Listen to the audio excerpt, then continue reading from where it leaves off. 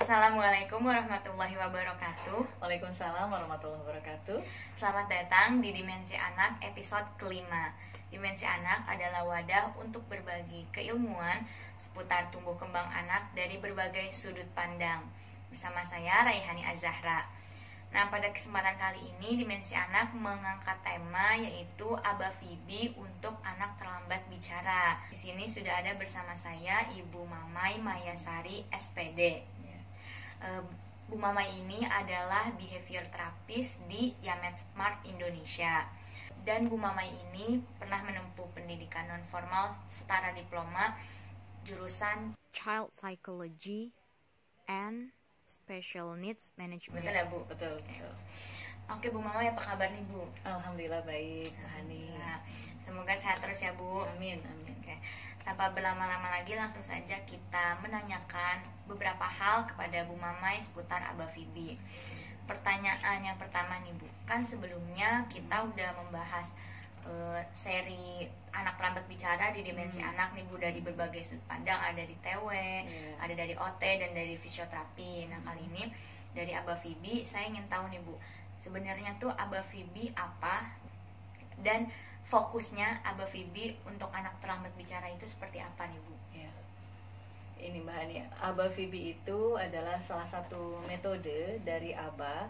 ABA adalah Applied Behavior Analysis. Jadi satu metode yang diterapkan untuk anak berkebutuhan khusus ya, terutama yang berdasarkan evidence based. Jadi berdasarkan penelitian. Jadi dikategorikannya itu ilmu sains, ilmu sains.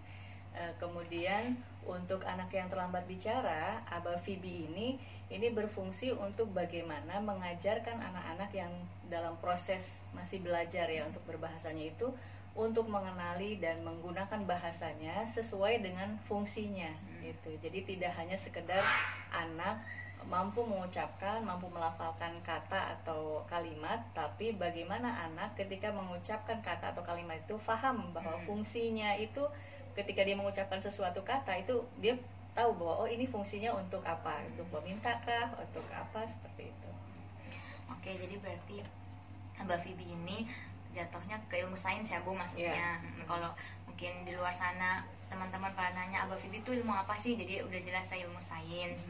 Dan fokusnya sendiri untuk anak terlambat bicara agar anak tuh mampu, gak hanya mampu untuk berbicara tapi juga tahu fungsi dari kata-kata yang dia ucapkan gitu ya Bu ya, singkatnya.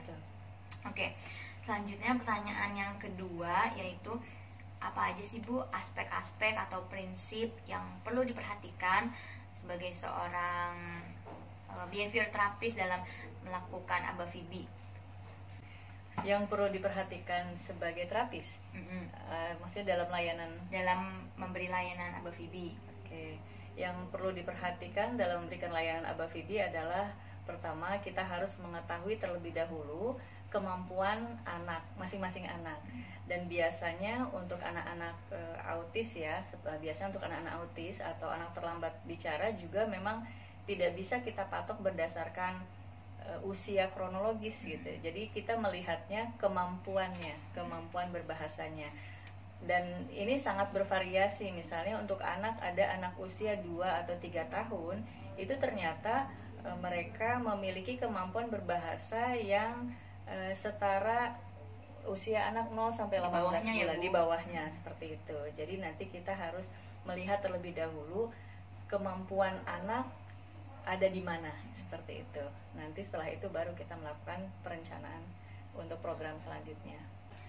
Oke, jadi mungkin tadi aspek yang utama yang harus diperhatikan, kita harus melihat dulu kemampuan anak ya Bu ya. Walaupun mungkin usianya sudah 5 tahun atau 4 tahun, tapi jika kemampuannya di bawah dari usia yang sebenarnya, mau nggak mau kita harus berpatokan sama itu ya Bu ya.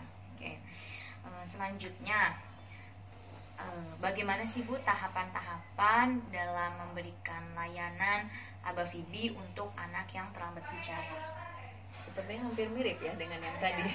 Atau mungkin sekalian juga nih Bu, milestone yang dijadikan acuan dalam pelayanan Aba Fibi. Oke. Jadi untuk tahapan pada saat kita akan memberikan layanan untuk menggunakan verbal behavior ini, yang pertama adalah kita melakukan assessment. Nah, assessment ini biasanya kita pakai tools atau alat assessmentnya yang disebut dengan VB Map.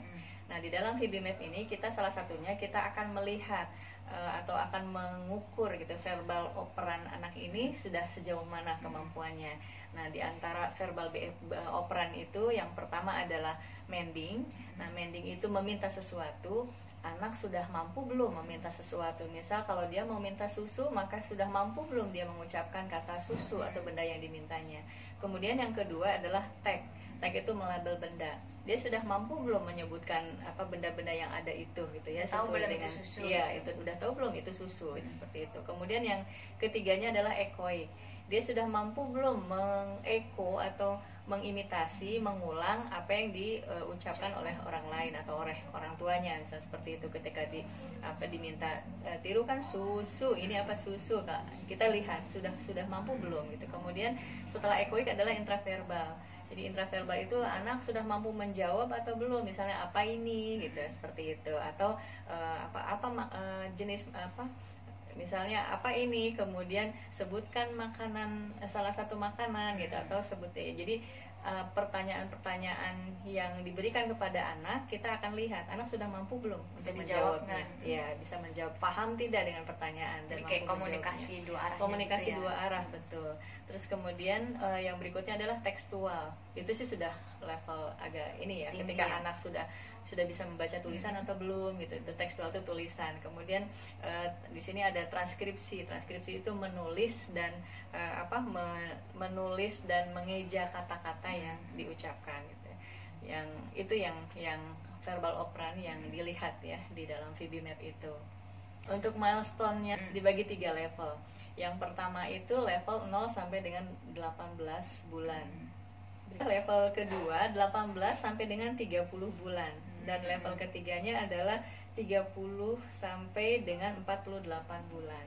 Itu yang harus kita lihat bagaimana anak sudah mencapai kemampuan sesuai usianya atau belum gitu. Nah, dari situlah maka kita berangkatnya dari situ, kita mengukur program apa yang kita perlukan. Apakah misalnya kalau anak usia anak yang ternyata ketika kita asesmen masih berada di level 1, berarti 0 sampai 18 bulan, berapapun usia anak tersebut, maka kita lakukan pelayanan dari awal gitu, seperti itu. Oke, berarti kalau untuk tahapan-tahapannya yang paling pertama udah pasti jelas asesmen ya Bu. Iya, betul. Nah, terus habis itu kita mengacu juga lihat dari kemampuan verbal operan anak. Iya. Tadi udah disebutin banyak banget tuh. Nah, kemudian untuk milestone sendiri, jadi di ABA VB itu ada 3 level ya Bu. Iya. Dari mulai yang level pertama tuh paling dasar sampai level ketiga yang mendekati usia masuk sekolah gitu ya Bu ya. Iya. Oke. Pertanyaan yang terakhir, ada nggak sih Bu tips dan trik untuk melatih ABA VB anak yang terlambat bicara di rumah? Iya, oke. Nah, ini untuk mungkin yang perlu disampaikan juga ke semua orang tua ya, bahwa ABA VB ini bisa dipelajari tidak hanya oleh para ahli, tapi juga bisa dipelajari oleh orang tua khususnya di rumah. Dan memang ini perlu diketahui oleh orang tua. Kenapa? Karena kalau hanya mengandalkan di tempat terapi, otomatis waktunya terbatas. Nggak optimal ya? Nggak optimal juga. Paling lama ya mungkin 2 jam ya untuk sesi verbal behavior. Kalau sampai 3 jam di tempat terapi, biasanya anak nggak bisa bertahan lama lah gitu, apalagi anak yang usia balita gitu. Nah, ini penting sekali di rumah orang tua bisa melakukan hal yang walaupun tidak persis sama, tapi minimal ada prinsip-prinsip yang memang harus dimiliki oleh anak sesuai dengan tadi yang verbal operannya, itu dilakukan di rumah gitu. Contoh misalnya, satu verbal operan yang pertama adalah mending. Nah, tidak hanya di tempat terapi saja mending bisa dilakukan, tapi di rumah pun harus dilakukan. Misalnya tadi, anak ingin meminta sesuatu, maka jangan berikan gratis gitu. Gratis itu artinya anak cuma nunjuk aja atau narik tangan ibunya atau siapa, nangis-nangis kasih gitu. Nah, itu sangat tidak boleh. Jadi kita jangan kasih gratis tuh, model begitu gratisnya gitu ya. Ya, anak harus kita minta untuk mengucapkannya. Dia harus berusaha supaya paham kalau dia mau sesuatu, dia harus ngomong apanya nih gitu. Minimal tadi menyebutkan benda atau sesuatu yang diinginkannya. Gitu. Misalnya dia mau minta susu, dia harus bilang susu. Nah, tapi tadi ketika kita menuntut dia bilang susu, bukan berarti langsung sempurna susu, tidak, tapi sesuai dengan tahapan kemampuan anak. Misalnya ketika anak awal sekali kita mau melatih mending, dia belum tahu maksudnya ini apa nih, saya harus diminta apa. Nah itu yang penting, misalnya fokus dulu, bilang susu, misalnya contoh susu, bilang susu, dia hanya menyimak, mengamati kita dan berhenti nangisnya, itu bisa kita berikan tahap awal gratis, hanya begitu. Nah terus kemudian berikutnya setelah beberapa kali kemudian atau beberapa hari, maka kita terus begitu lakukan, setiap dia minta sesuatu lakukan begitu. Lama kelamaan anak paham, oh kalau aku ini melakukan itu nanti datang ya, nanti dapat ya. Usahakan latih mending di setiap kondisi, baik di dalam rumah, kemudian di rumah orang lain, di rumah tetangga, saudara gitu ya, atau di tempat-tempat umum.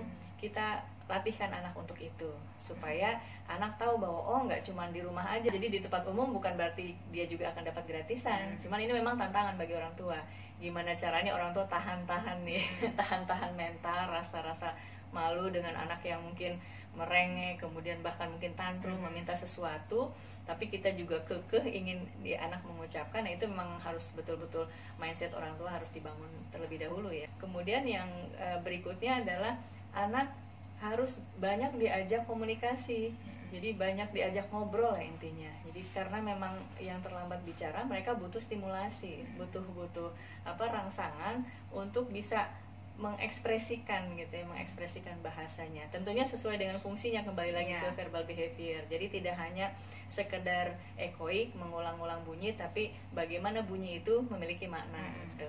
Terus yang berikutnya bisa orang tua lakukan, ajak anak bernyanyi deh sesering mungkin gitu ya, bernyanyi, pilih aja lagu-lagu pendek, dan itu awal-awal mungkin anak-anak hanya hanya mendengarkan, kemudian mungkin ikut senyum-senyum. Memang agak bosan kita ulang-ulang terus lagu yang sama, nggak ganti-ganti lagu gitu. Tujuannya apa? Supaya lama-lama anak akan bisa menirukan gitu. Mungkin nanti ujungnya aja, tapi selanjutnya dia akan bertahap sampai dengan satu kata, kemudian dua kata, lama-lama lagunya bisa semua. Iya, bisa semua.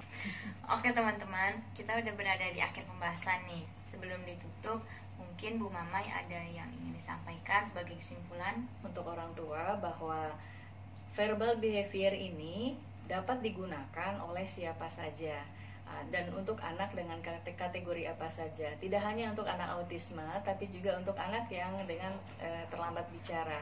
Karena terlambat bicara biasanya efek ya, dan sebetulnya penyebab utamanya bermacam-macam gitu.